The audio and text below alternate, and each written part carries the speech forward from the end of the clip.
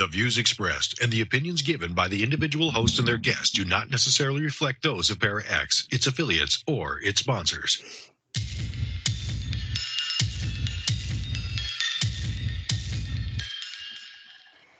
Supernatural, metaphysical, paranormal. You know, all those things you've been wondering about?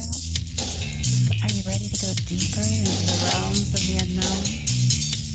I hope you've got your walking shoes on, because life is an adventure, and this is the journey. Come on, let's go.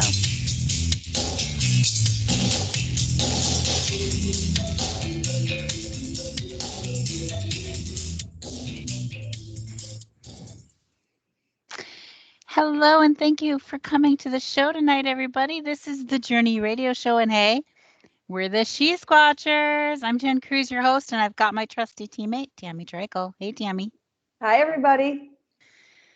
We don't have Miss Jenna with us tonight. She has left us hanging. How will we ever survive it?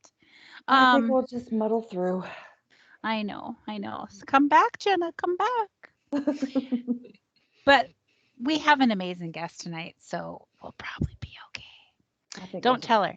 We'll be okay. We've got Jeff Harding rejoining us tonight. He was the guest that we had on the last show, and he has that amazing research strategy that he's been doing this year. And he had an encounter with Bigfoot that he told me to tell the whole story would take almost an hour. So I'm like, well, we want to hear that whole story, so you need to come back. So he said, okay. And here he is. Hi, Jeff. Hey, how are you? Very good. Welcome back to the show. Well, thanks for having me back. Well, I can't wait to hear all the details of your encounter. Of course, that gets me going. I love to hear all those stories. Yeah. Well, my encounter is really, it took me a long time to where I shared it or really started researching what had happened. But a lot of that was because I had started a real estate career. I mean, started 3 different real estate firms and 3 different markets and was doing real estate investment. And I mean, I just really felt like I had so many people that I worked with and invested with that just had they heard me share this, I felt like I had a lot to lose if they didn't. You know, I mean, these are people that see me as a pretty credible person. Otherwise, they wouldn't invest this type of money with me, you know.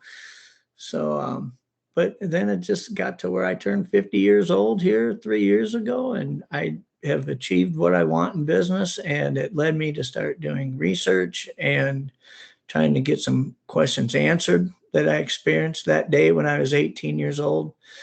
And I just kind of approached it like I really don't care what anybody thinks, because that I've kind of developed this idea that everybody has a different threshold of proof that they will need to become a believer or not be a believer or be somewhere in between as a skeptic. And that burden of proof or getting you to that threshold isn't mine to bear. It's your journey. And I will share my encounter openly with people and take from it what you will.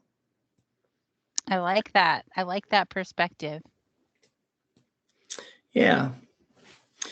And I was encouraged, really kind of coaxed along that way with one of my research partners, Doug Hajicek. Just once he had heard my encounter, he was like, dude, I have heard thousands of encounters. He says, and you're one of only maybe 2 or 3 people that I've ever not only heard it in such detail, but had ever actually been physically injured in an encounter like that. So, you know, he felt that it was, you know, a lot of times when I told him I was going on your show last time, because you had him on your episode right before me when I was sharing the research. And he said, dude, you should go on there and share your encounter. He says, that's almost more incredible than the research we're doing. So it's fun to be back to be able to share it with you. I'm glad you came, because I can't wait to hear all about it. Yeah. Well, do you want me to just jump in and start taking you on the journey and tell you what happened? Yes, jump right in. Well, Where did it happen? It happened about 115 miles north of Flin Flon, Canada. Flin Flon is a kind of a logging community that is on the border of Saskatchewan and Manitoba. It's on the Manitoba side, but not by a long ways. And once you get to Flin Flon, once you start going north of there, it's pretty much logging roads and it's pretty remote. And I was a senior in high school, just graduated, was going into the Army. And I wasn't going to leave for the Army until the end of July. So I had about a month and a half of nothing to do really as a newly graduated senior. I just had some time to waste, so to speak. I grew up the son of a hunting and fishing guide and had been in outdoors a lot. I had a friend who also was from a family like that. And he told me that him and his little brother were going to be going with his dad and a couple uncles and some cousins. And there was 10 of us all together fishing up in on the Churchill Reservoir, which is a series of big lakes and reservoirs north of Flin Flon up there. And asked me if I wanted to come with. And I asked my parents, and they're like, you know, you only got 6 weeks before you leave for the Army. You better fit as much in as you can. So I went with them. And we were, you know, the youngest on the trip. Me and my friend, we had just both graduated. His younger brother was 14 years old, just turned 14. And all of his uncles and cousins and his father, of course, they were all pretty much adults compared to us. And we had drove 30 some hours up to where this was from where we were. And it was a long trip. And that last 115 miles or so from Flin Flon going north was like 20, 30 mile an hour. I mean, it was just dirt trails through the forest. We were going to a remote guide camp that his father had hunted with these guys before. This camp was ran by 3 Inuit guides up there. They were brothers. And when we got there, we were going to be fishing for 8 days. So it was a 10-day trip, but we were going to fish for 8 days. And it was the first week in June when this was happening. So we had gone out fishing for 3 days. The first 3 days we were there, it was kind of the same MO. We'd get up early in the morning, go out and fish for, probably 3-4 hours, come back midday for a little bit, have lunch, talk to everybody, and then head back out later on in the day before evening. And me and my friend and his little brother were, the 3 of us were always in a 16-foot aluminum boat with like a 30-horse motor on it. And his dad was comfortable letting us do that on our own, even though we were a little bit younger. This was way before GPS. This is back in 87. So all we had was like a printed map of the lake. There was a lot of islands on it. There's no cabins on the shoreline or homes. I mean, it's just forests. And you would get disoriented, get lost easily if you didn't have some good sense of where you were, your bearings. So the first day, you know, we didn't go very far from the camp. And the second day, we'd go a little bit further. And finally, on the 4th day, we were out quite a ways away. And we were on the backside of some islands. And we had caught some fish that morning. And my friend's little brother doesn't seem to be able to pee out of a boat. And he said he had to go to the bathroom. So we found this little island we were going to pull up on. It was about 30 acres in size. It had some elevation to it. It had a beach all the way around it, it looked like. Just a coarse, gravelly beach. There was no huge rocks on it. The beach stretched about probably 20 to 30 foot wide before the forest would start. And it sat really high on the horizon, the top of this island. So there was a lot of undulation that went up to the middle of it. And so when we pulled the boat up on shore, of course, I'm just walking around waiting for his little brother to get done peeing. And I'm looking at this game trail that was about 5 foot wide, very beat down, and it went uphill about a 30-degree angle. It was pretty steep. The island was covered with pines and cedars and poplar and birch. And so it was really heavily forested. But I'm looking at this game trail thing, and this isn't a very big island. It's not far from the mainland shoreline. Probably 3/4 of a mile is all. There's kind of a channel that went through there. But I was intrigued by what would wear this game trail down this heavily on such a small island. So I started walking up this trail. And it had been raining a little bit that morning, so the trail was really greasy. You'd take 2 or 3 steps uphill and you'd slide a step back. I mean, it was tricky, especially in tennis shoes like I was wearing. I had a sweatshirt on with a pair of sweatpants, and I was moving up this trail. I got quite a ways up it, probably 30 or 40 yards up it, and I heard a huge break sound. Like it sounded like you had like a huge branch had broken from a tree, and it didn't sound very far away from me. I would estimate maybe 30 to 50 yards away. It was on the left side of the trail. I stood there on the trail and watched into the forest. It was a lot of deadfall on the ground, but it was heavily forested. You couldn't see very far into it.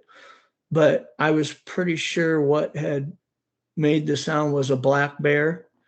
We had seen black bears and deer and moose swimming actually across the lake from island to island and the shoreline. It wasn't uncommon. Once or even twice a day, we'd see one of these animals swimming from one spot to another. But I was pretty sure that this was a black bear. That as I looked into the woods, I really felt like I'm going to see this thing. And I was uncomfortable trying to retreat or move back down the trail until I'd identified it. I certainly didn't want to take off in a hurry and invoke some type of a chase. So I stood there watching for almost 3 full minutes. And I was just really perplexed that I could not figure out. I did not see any movement. And I looked back down the trail to where my friends were down on the beach. And because of the overhang and the branches and stuff and it going downhill so steep, I couldn't see all the way to the beach. I could probably see 15, 20 foot down the trail. And then you just kind of lose it in the vegetation. But I could hear them down on the beach. I could hear them yelling, "What was that?" They had heard it too. And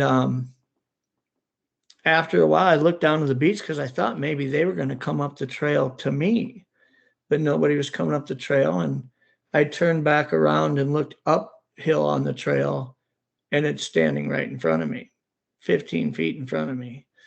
And because of the slope of this trail, it was standing on ground that was roughly 2 to 3 foot higher than the ground I was on. It was about 15 feet away. So when I turned around, I'm looking right at its thighs. And its thighs, I thought at first, it just registered I'm looking at a bear.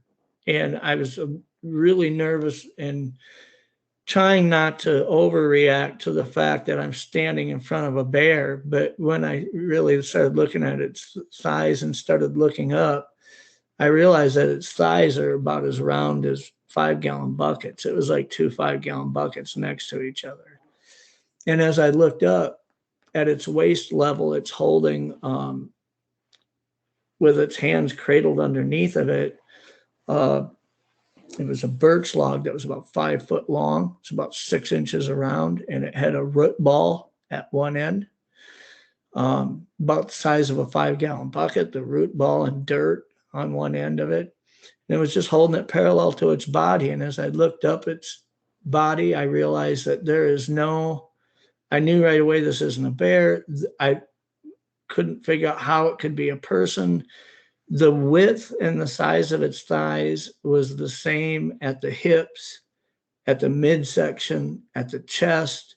There was no hourglass shape to this thing. It was just massively wide.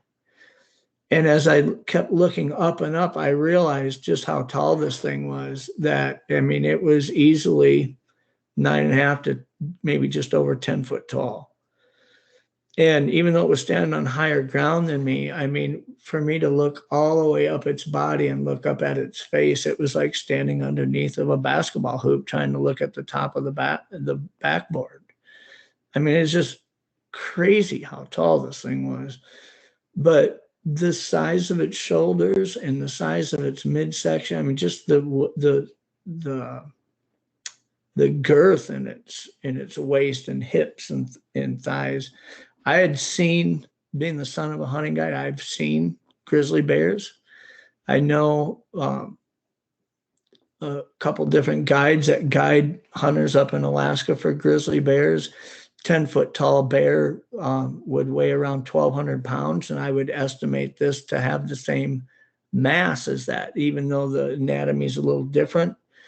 That this thing had to have easily been over, 1,000 to 1,200 pounds.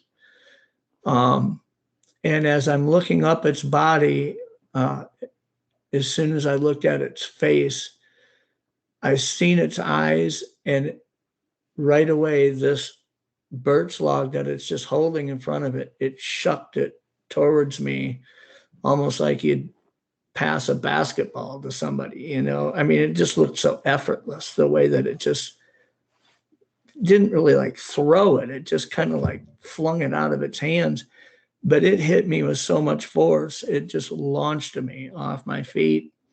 I flew backwards about 20, 25 feet and landed on my back. And this greasy trail, I'm sliding down it now on my back with my head downward. And as I'm looking back up at it, I could see it jump twice on the ground, almost like you would stomp one foot, just boom, boom. It did it with both feet. And as I'm sliding down this trail, I could feel that just reverberate through this wet ground, almost like if I walked up behind either of you and patted you on your back twice. I could feel the percussion of it jumping, boom, boom. Never made a vocal sound. Its face, it had its mouth open a little bit. Its bottom jaw kind of hung lazily to where its bottom lip kind of just hung open. I would maybe compare it a little bit to like when you see a bear that's trying to scent you. They have their mouth open and they're curling their bottom lip to kind of waft air up to their nose. It looked like no expression, mouth slightly open like that. And it didn't look mad. It didn't look angry. It just looked like it was just really a serious look on its face. I would describe it as its nose being somewhat human. Its nostrils seem to be not aimed quite as down as what ours are, but it was maybe 15 or 20 degrees forward. So maybe like an upturned nose a little bit, but it wasn't ape-like. When I try to recount everything that I saw in the details of its face, I have to try to help you understand that its head was literally like 3 times the size of my head. So when I say, well, its nostrils looked big, or its chin or its jawline looked big widthwise, that maybe in proportionate to the size of its head, it really wasn't any more disproportionate than ours would be. But it just was so big that it just seemed like, wow, it's such a big mouth and everything. But as I'm sliding down, I'm trying really hard to turn over and get to my stomach so that I can get out of there. The branch was now, the log that it threw at me, I had one leg kind of flung over it, and it was on top of my left leg. My right leg was over it. I was kind of getting to my side, although my left shoulder was over it. So it was stuck underneath of my upper body. And I was sliding down this hill so fast, it was so steep that I couldn't get righted over on the, like all fours to be able to try to get up. I slid all the way down to the beach. When I got to the beach, I jumped up and I started screaming at my friend and his little brother. I was screaming, get in the boat, get in the boat. In retrospect, I realize now that they thought that I was attacked by a bear. They thought that they knew something had thrown me down this hill. And I think they thought that maybe I was charged by a bear. But I was in so much shock, and I knew as soon as I tried to get to my feet that I had badly sprained my left ankle. I couldn't put about half of my weight on it. My friend's little brother ran to the boat and jumped in it and crawled back to where the motor was. My friend had the front of the boat was pushing it off of the beach. And I wanted to run to the boat, but that 25 feet or so of shoreline that I had to get across from the tree line to the boat, I had this uneasy feeling like I could not turn my back to this logging trail. I felt like that whatever this was, it was going to tackle me. Like it was right there. And so I'm sidestepping with a sprained ankle to get to the boat. I fling myself into the middle of the boat. I waded out about thigh deep into the water and pulled myself up over the gunwale of the boat, sat down in the middle seat, and I'm just screaming at my friend, get in the boat, get in the boat. He was still standing about knee deep in the water, holding the front of the boat. Jamie, his little brother, was in the back of the boat trying to start the motor. And it's like, vroom, vroom, vroom. He's pulling and pulling and pulling, and the motor's not starting. And again, in retrospect, I don't know if Jamie's ever started a boat motor because Paul had been driving the boat for 3 days.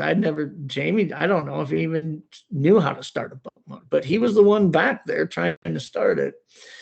And I was really I wanted to tell them right away what kind of danger we're in, but I was in so much shock. I can't do anything but stare at this tree line because I kept thinking it's going to walk out. And Paul was screaming at his little brother, get this motor started, get the motor started. Jamie was crying.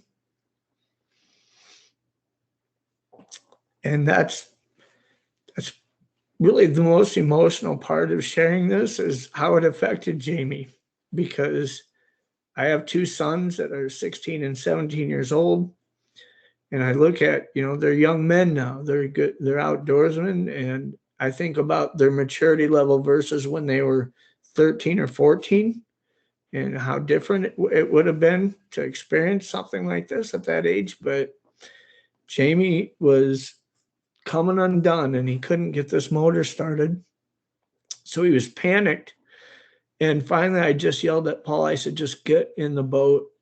And he jumps over the front, lifts himself over the front of the boat and gets in and passes me on the middle seat, goes back and tells Jamie, get in the front of the boat. And they switched spots. And Paul gets back and starts pulling on this motor and it's not starting yet. And I looked down the shoreline for just a moment because I saw something move. And I realized there is a black bear down the shoreline about 70 yards to our left. And it had ran out of the tree line and was now on all fours just walking towards us like at a meandering pace and it won't stop looking at the tree line. Like, I don't know if it heard what broke this branch and attacked me or if it had been attacked by this thing too, but it would not take its eyes off that tree line. So as it's walking towards us, it doesn't even realize we're here on the shore. And as it got closer to us, Jamie was really just unsettled by this whole thing and was just wailing. It wasn't crying, he was wailing. And he's screaming, there's a bear coming, there's a bear coming. And I told Jamie, I grabbed him by the leg. And I said, Jamie, I said, get the stringer off the edge of the boat, because towards the front of the boat, there was a stringer hanging over that had a couple small 3-pound northern pike on it. And he grabs the stringer and gets it in and he opens it up and takes a fish off and threw it up on the beach towards this bear. And this bear walks up to this fish and picks it up. And that's when I realized this bear's missing a paw It was missing its right paw, and it wasn't a fresh injury. I don't know if it had been caught in a trap or if it had been attacked by a boar. You know, a lot of times that happens with bear cubs. The boar will attack them, try to kill them. But it held this fish between its front left paw and its right stub, and it bit the head off of it. And this bear is only like 30 feet from the front of the boat. There is no wind. It's smooth as glass. We are not floating anywhere. We're just sitting there dead in the water. And I'm still watching the tree line while I'm trying to watch this bear at the same time, because I knew that what had attacked me was not this bear. And this bear turned just like you snapped your fingers or something got this bear's attention. It flung its head around, looked at the tree line, dropped that fish, and took off running down the beach in the direction that it came from. And I mean, it was moving so fast. I didn't realize a bear could run that fast. And this wasn't a full-grown bear. It was only about a 2-year-old bear, but it was hauling down this beach. Something had freaked it out. And I'm screaming at Paul, get the motor started, get the motor started. And he finally gets this thing started. I don't know if it was flooded or, what was happening, but he got it started, put it in reverse, and we start backing away. And we got about 70 or 80 yards away from the shoreline as we're backing up. And we watch this thing walk right out of the tree line where that game trail is. And it walks out to this fish. And it didn't even crouch down to get it. It's like it tilted its shoulders 45 degrees. And it was like a fluid elevator motion. It just lowered itself down and grabbed that fish and stood up. And it held it right in front of its body as it stood there and watched us for 15 or 20 seconds. I mean, it seemed like forever, but it just stood there and watching us holding this fish. And eventually it turned around and walked back into the trees. And the whole time, that's when Jamie and Paul, once this thing stepped out, they realized that something's good. This isn't a bear. Whatever happened to me, they're starting to realize why I was so panicked, because I certainly wouldn't be that panicked if I just saw a black bear or something like that. But at this point, Jamie's even coming and done more now. He was just losing it, like hysterically losing it. And Paul's yelling at me, is that what attacked you? Is that what attacked you? I said, yeah, it's not a bear, Paul. It's not a bear. And Paul put this boat in gear and we took off and we started heading back towards the camp, but we only went for maybe 2 or 3 minutes. And Paul just stops and puts the boat in neutral and turns it off and says, what just happened? And that's when I was able to share the whole account of what happened to me on the trail, how this thing stood right in front of me, how it was 10 foot tall.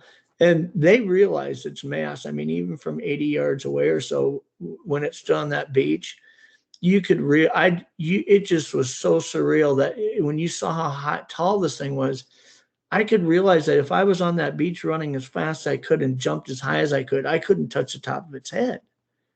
I mean, it was literally 10 foot tall, and its mass, and they're just like, what could it be? And understanding that we didn't grow up in a family that told Bigfoot stories and stuff. I mean, at the time we were from South Dakota, pretty flat land and cornfields, I never had an uncle that had an encounter that told everybody, we saw the PG film when we were kids. We saw it in comic books or whatever, but our threshold of knowledge of Bigfoot just wasn't there. I had no reference. So I told Paul, I said, we have to go back and tell your dad. And Jamie was just absolutely still. I mean, it was like a PTSD inducing moment for him. And I don't use that term lightly. I'm a combat veteran who served in the U.S. Army for 6 years. And I've have friends that have PTSD. I understand what it takes to experience something like that. But this was something where Jamie was just absolutely emotionally broken at this point, because of whether it's the fear or the unknown or not being able to explain it, or seeing his older brother panicking. Maybe it contributed to it. Paul was pretty quiet. He was always the sarcastic joker, he didn't get excited about stuff. And Paul screaming the F-bomb at me, telling me, get in the boat, I mean, it's just like, it was a really panicked deal, and it didn't just last 10 seconds. This went on for several minutes. And so I know you guys have a break, so I don't want to go too far into that. Are we getting close to it, or? Yeah, let's go to break and we'll be right back. Stay tuned, everybody. Okay. Wow, you're doing great. Thanks. I was sharing with somebody else today. I said I'm going to share my encounter on She Squatchers, and it's hard because it'd be, if we had 2 hours to do this, I'd share a little bit and then wait for you guys to ask me a question like, well, what did it look like, or what, and it's like, if I'm going to try to tell this whole thing in an hour, it's like, I just got to keep going. And so I don't want that to be perceived as you guys not having an opportunity to ask me about stuff. So I'm hoping that when we come back from the break, maybe within 15 minutes, I'll be to the end of it so that we can do that kind of, well, what did you think of this or that, because I know everybody has questions, and then without any time to answer them, it's kind of hard. But I think you're doing a really good job at telling the story. You know what I'm saying? Like, you're doing the details are there. So, that eliminates the questions. That's everybody's saying that you're doing good details. Yeah. What worries me is when I'm sharing it and I don't have the time to share all of it with the details, but maybe somebody heard me share it somewhere else. They're like, well, why did he leave this out? Or why did he, like, they're trying to analyze, why is the story different? It's not different. It's just, if I don't have the time to tell you all the details, it might seem different, but totally understand that. I do the same thing when I'm telling stories. Sometimes I have more time than I do in other times. So you get a shorter version of it. And it's easy to get sidetracked. Yeah, It is. All right. So let's listen for our go. Oh, 30 seconds. Okay. Thanks, Sarge.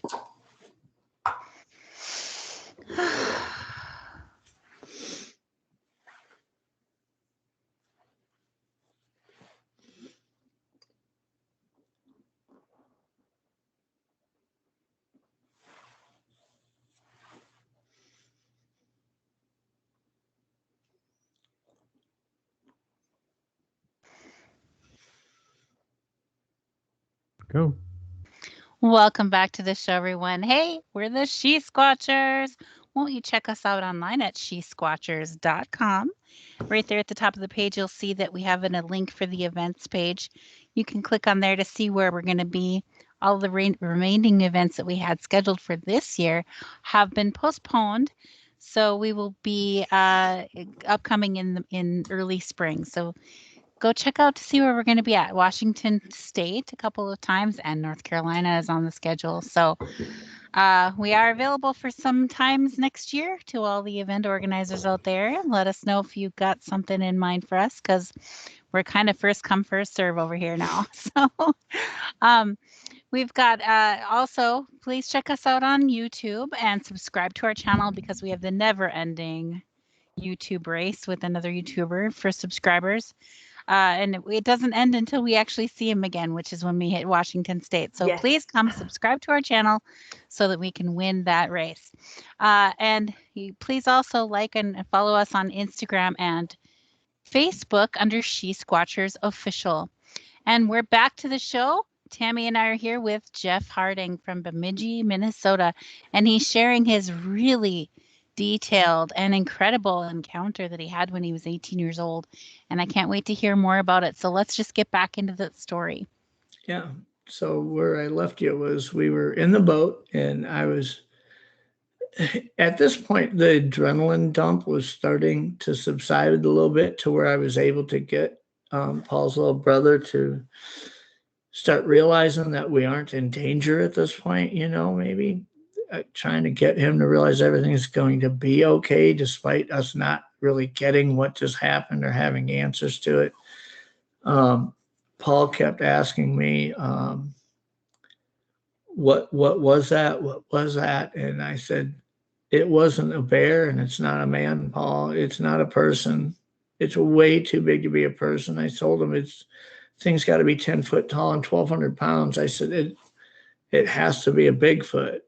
And I mean, I felt stupid even saying it, because it's like like I said, we had no threshold of life experience to compare this to.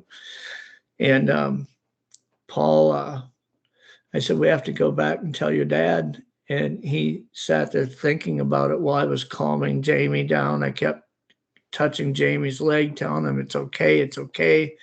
And Jamie's now to where he's not like wailing, but I mean, he's sniffling and crying and just still trying to collect himself. And he was really having a hard time doing that. And that, honestly, as much stress that I was going through and trying to analyze everything in my head. I mean, I know this sounds bad, but it was difficult for me to listen to Jamie do this. I mean, I just wanted to say, just shut up, man, but I was trying to be sensitive to the fact that he's handling this different than I was. And but it was almost annoying hearing the sounds he's making when I'm sitting here trying to like solve this gigantic puzzle in my head of making sense of what had just happened. And so when I told Paul, we need to go tell your dad, he says to me, I'm never going to tell anybody about this. And that didn't make sense to me. I said, why wouldn't we go back and tell your dad, Paul? We need to tell your dad what happened. And he said, Jeff, they aren't going to believe us. He says, we're the youngest ones here. We're just the kids. Everybody there was 25 years or older. And they're going to make fun of us. We're supposed to be here fishing for 4 more days. They're going to make fun of us. They aren't going to. He said, I don't want to tell anybody.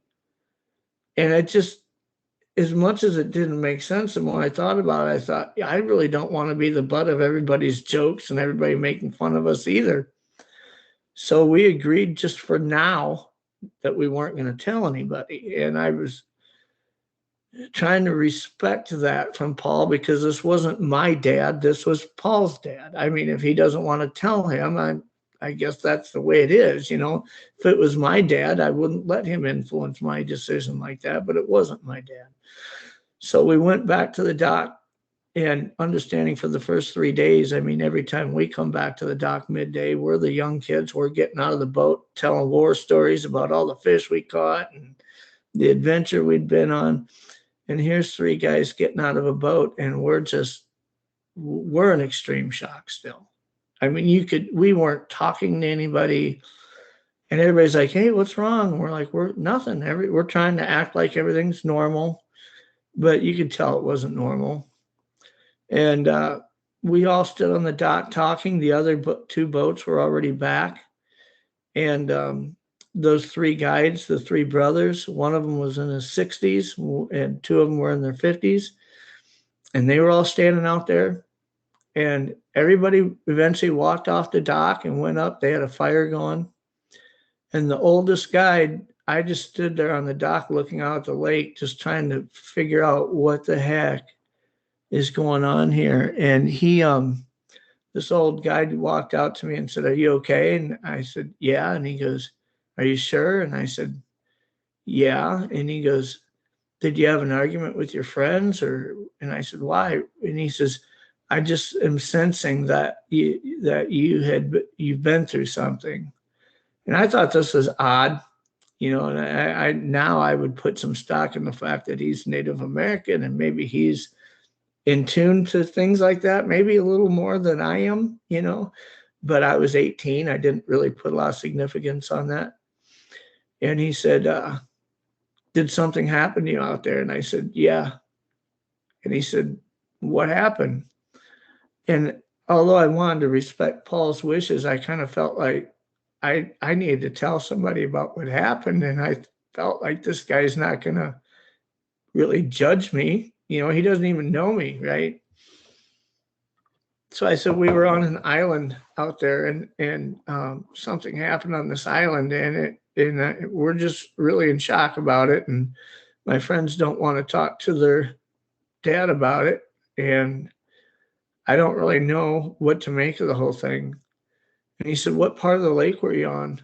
And I told him where we were at. And he said, what island?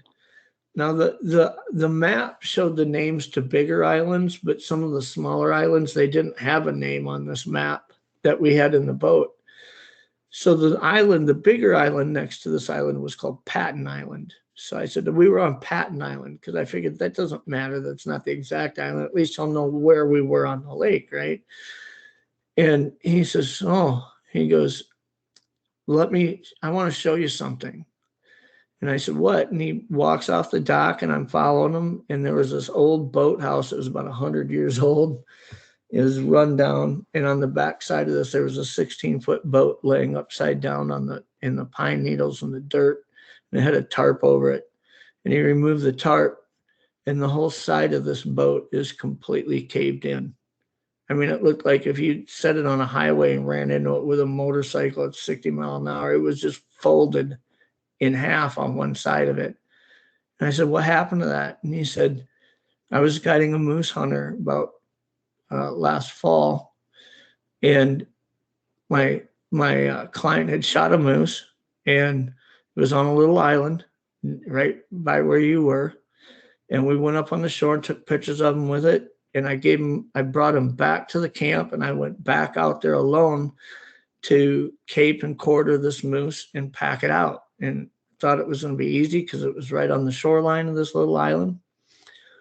And he said, I went out there and had skinned it and had it quartered. And I was carrying one quarter to the truck, to the boat, and I threw it into the boat. And when I turned around, this thing came screaming out of the woods at me. And he says, I'd never seen anything like this before. I lived my whole life up here on this lake. Never seen this before. And he said it was huge. It was probably 10 foot tall. It was screaming. And he said, I jumped in the boat because I didn't have any, I was just in the open and this thing's closing on me. I jumped in the boat, and it ran up beside the boat and started throwing its knee into the side of the boat over and over, just smashing its knee into this boat. He said it did it 6 or 7 times until this boat was completely caved in that same spot. It kept hitting it over and over. And afterwards, it just started screaming at him, and it reached in, grabbed that hind quarter that he had laid in there, and it threw it up over its shoulder and walked back into the trees. And he said, the boat's destroyed. I couldn't do anything. He says, I got on the 2-way radios and called my 2 brothers, and I was freaking out, telling them, get out here.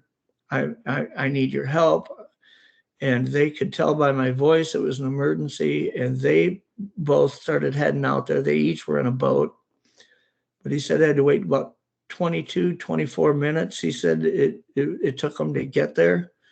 And the whole time he sat there in that boat, and he had grabbed his rifle that he had unloaded, and he loaded it back up, thinking this thing's going to come back out. He says the whole time it was just inside the tree line, just screaming at me.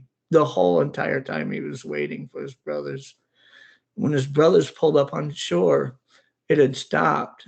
And he said, I didn't hear any noise from it. Like the whole time he started hearing the boats get close, this thing stopped making noise. And his brothers pulled up, and they seen this boat, and they asked him what happened, and he felt the same way. He said, I didn't think they'd believe me. So I told him a cow moose had charged my boat and caved it in, which feasibly could happen. It's happened before. Cow moose are very protective, of offspring. And so that's what he tried to sell them as far as the story, because he didn't think they'd believe the real story. But they were packing up these quarters into these other 2 boats, and he was missing one. And they were like, what's going on here? And he was pretty shaken up the whole time. And so he just came out and told them the truth of what happened. And as he's sharing all this with me, I said, did they believe you? And he said, Jeff, I'm going to tell you, nothing good's ever going to happen of sharing what you experienced today if you experience something like I did. He says, until somebody's had that experience and been in a position like that, they just aren't capable of believing that something like this could happen. He says, I shared it with my two brothers, and one of them kind of believed me, and the other one absolutely didn't believe me. He says, and for months it's been like that. He says, I feel disconnected from him because he looks at me with skepticism in almost everything I say. And at that point, he said, are you physically okay? And I said, yeah. I told him about how this thing threw the log at me, and he said, lift your shirt up. And I lifted my shirt up, and my left hip, as I pulled my sweatpants down to look, my left hip was about the size of my handprint. The skin's completely scraped off of my left hip, and all across my stomach, it was just black and blue. Like I'd gotten punched in the stomach by a boxer or something. And he said, are you okay? Do you need medical help? And I said, no. I says, I'm just going to put some ice on it, and I don't want anybody to know that this happened, because I told him how Paul and his brother, we'd agreed that we weren't going to tell anybody. And I asked him if he would just not tell anybody, and he said he would not tell if that's what I wanted. But each day he'd check on me in the morning, he checked on me at night, making sure that physically I was okay. But that night when we were staying in tents, and it would get cold at night, like in the 30s, because the first week of June in northern Manitoba, I mean, it's cold. One morning there was actually snow on the ground. But that night I was laying there trying to sleep, and I just heard Jamie crying. He just cried all night long. And that really got to me, because I just felt like, where me and Paul were in our life, we were 18, we were starting new chapters. I was going to the military, he was going to college. But Jamie, he's had this experience, and he has to go to high school now as a freshman every day, walking the halls with people that he can't tell anybody about this, right? It's just the same day over and over and over that he's just has to carry this around, feeling like he can't tell anybody. And I know how emotionally distraught he was when it was happening. And I knew what kind of effect it had on him after hearing him cry all night long. But over the next couple of days when we were fishing, we saw 5 different times where we saw moose and bears swimming from island to island. And that's when I realized that in my research now, when I look back at that tactic, like, why was it there? Why did it attack me? Why did it do what it did? I think it was just this ramped up response that it saw us come to the island. It was on the island, probably for the purpose of hunting. I mean, it probably sees these deer and bear and moose swim from island to island. And if it's on a little island like that, I don't think it habituated there. I think it was just there for the purpose of hunting. And if it saw a deer swimming to that island, by the time it gets to the beach, it can just step out of the woods and kill it. And it's dead. I mean, that deer's exhausted from swimming there. It's not going to run away. It would be pretty easy for it to use that island for a hunting purpose. It might have to wait a day or two until something actually swims the island. But with the elevation of the island, it could see 360 degrees around the whole perimeter of that island. But so that's kind of the way I see it now in retrospect, looking back on that. But I'll just never forget what that guide said when he said, there's nothing good's ever going to come from sharing this with people, just because he doesn't have a lot of people in his life. He lives on this lake with a few friends and his 2 brothers, right? He doesn't have hundreds of people in his circle. They live pretty remotely. But in his experience, there wouldn't come any good of sharing it if you felt like nobody in your small circle has ever had an experience like that, or at least would be open to understanding that this could have happened. But I just carried this around for a long time. I was married to my wife for almost 20 years before I actually told her about it. And she said, why did you wait so long to tell me about this? And I said, because I have way too much to lose with my business partners and stuff. I mean, if somebody didn't believe me, are they really going to keep doing hundreds of thousands of dollars of business with one of my firms, you know? And I just felt like it didn't make sense to take that risk. But it was hard carrying it around for a long time. And when I started sharing it with just a few of my hunting guide friends and one other researcher that I've met, they seemed pretty open to it and said, you know, people need to hear this, because this is really a unique encounter, and that I didn't just see something for like 10 seconds cross a road or something. And I stood 15 feet away from this thing. I was so close that I knew, I might not have knew what it was immediately, but I knew what it wasn't. And I had the outdoor experience to know this isn't a bear. This isn't a person. This is something huge that's 1,000 to 1,200 pounds, 10 foot tall.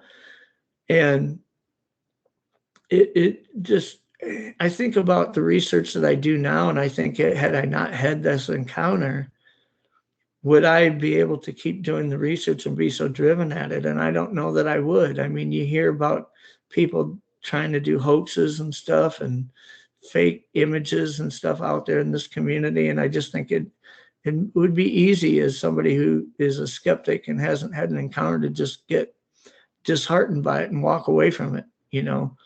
But standing that close to it and seeing what I saw and having it throw this log at me and actually injure me, I mean, it just led me to want to know these different answers. I really want to advance this science to where people who have had an experience, they shouldn't be afraid to tell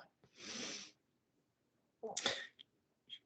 You know, Jamie shouldn't be afraid to walk the hallways at the school carrying that bird and not being able to talk about it, just because there isn't enough proof out there for somebody to be able to share it.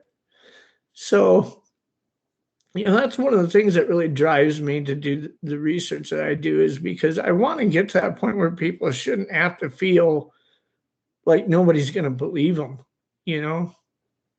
And I'm not gullible to believe that, you know, out of the 1,000 accounts or encounters that I've heard, that they're all true. Some of them are BS. Some of them are made up. I get it. But a lot of them aren't. A lot of them aren't. And there are people that are walking around carrying a burden where they fear trying to share it with somebody. And if they can't share it, that's a tremendous emotional strain to live a life for years and years and not being able to talk to people about something like that. So do you still talk to Jamie? So I've never talked to Jamie since that trip. Of course, Jamie was quite a bit younger than us, you know, and I've seen my friend a couple times since then. His family owns a business that I will go into maybe once a year or so. And a few years ago when I was in there, I saw Paul and I said, you ever think about that time when we were fishing in Canada? And he said, yeah. And I said, what is it like for you when you think about that? And he says, I try really hard to never think about it. And that's how Jamie is now? No, I didn't ask him, but when he said I try not to think about it and I don't talk about it. And this business is a family-owned business for him. His dad was there, his mom was there, his uncle was there. And when I seen the way he was looking at me when he said that, I realized he's never told anybody. And I've never seen his little brother since then. But I hope that maybe he's reached a point to where he's been able to talk to somebody about it, or at least maybe he's isolated from his brain. I mean, some people deal with it that way. Maybe he's just gotten to a point where he's able to not think about it, and maybe he's blocked it out or something. But I would say that if it affected him in any way like it affected me and Paul, that would be virtually impossible to do. But I mean, if Jamie was crying in the night, I mean, how did we explain that to the dad? I mean, wasn't there questions They were there? in a different tent, we were all in different tents. And when I say he was crying, I mean, he was like whimpering, like I'd fall asleep for an hour and wake up and I could tell that he wasn't sleeping, like labored breathing and stuff like that, a little bit of whimpering and stuff. And it was really difficult to realize that he's not able to. I mean, nobody would be able to disconnect from what happened to you after something like that. But I mean, even when you experience grief, like when you suffer a loss, somebody passes away that was close to you. I mean, you get so emotionally drained that you fall asleep. I mean, you don't not sleep at night. You have nothing left to give. That wasn't the case for him. I mean, eventually on the like 2 or 3 nights afterwards, I realized he was getting sleep and stuff and acclimating more to maybe what happened and getting good at not letting it show. But it was difficult for him that first night. It was tremendously difficult for him. Understandable. I'm sure he was thinking, I'm out in the open. I'm in danger. Yeah, I think for him, it was just the idea of the 2 people that are older than him that have a lot of outdoor experience are in complete panic mode and freaking out, and it maybe made him feel a little bit more vulnerable. I know he has tremendous respect for his brother and looks up to his brother, and maybe he felt a little inferior to his brother when it comes to outdoor experience and stuff. And so to see me and his brother act that way, I think it just made Jamie feel even more vulnerable than we felt. But he probably thought that Bigfoot was going to swim from the island and come find you guys. That's what I would think if I was a kid. Well, yeah, I think that the fact that I was limping and was injured, and as soon as he sees me come off of that trail sliding down all the way to the beach, I jumped to my feet and I'm screaming. And I understand it's a radio show, so I'm filtering out what I was saying, but I was screaming in words that I don't use around my kids to get in that boat. And I thought the thing was right behind me still. And that's one of the reasons why I couldn't stop looking at the tree line until we were way away from the shoreline. I just felt like this thing is I just knew how big it was. Just the mass of it. It was just frightening that this thing, but in retrospect, I think that thing could have killed me at any time. It could have taken that birch log and just swung it out and hit me. It still blows me away that for somehow this thing was behind a cedar scrub or something and placed itself on the trail 15 feet away from me without making any noise. I mean, there was no wind. It was absolute silence. The air was wet. If you'd hear a bird in a tree 50 yards away, it almost had like a reverberation to it because it's so wooded and wet and moist in the air that I don't get how it put itself on that trail without making any noise. To be that big and move like that. But I don't think there's some supernatural explanation to it. I just think that this thing exists in the wilderness 24 hours a day, 7 days a week for decades. And it gets really good at being able to move around without making noise. But there was just so many things that I could not explain. I mean, it's almost like even when I came to grips with what it was, it just created 1,000 more questions that I wanted to get answered. And that's really what drove me to doing the research part of it. The thing that comes to mind when you were talking about this for me was the fact that you are kayaking up a river that is pretty, it's isolated. 8 miles one way to go and do this experiment every single week in a Bigfoot area. And that just shocks me that you're putting yourself in that situation after that encounter that you had so many years ago. It can be unsettling, when you're walking through the dark, through the trees from where I pull my kayak up those 3/4 of a mile back to the area. And I don't bring electronics into that area. So just keep looking at the ground and keep walking. We're out of time, Jeff. I wanted to thank you Again. so much. Thank you so much for coming, and thank you for your service. Happy Veterans Day tomorrow. Thank you. Thank you. And I hope we talk again soon, because I know Yeah. there's so much more. Oh, yeah. Good night, everyone. Good night, everybody.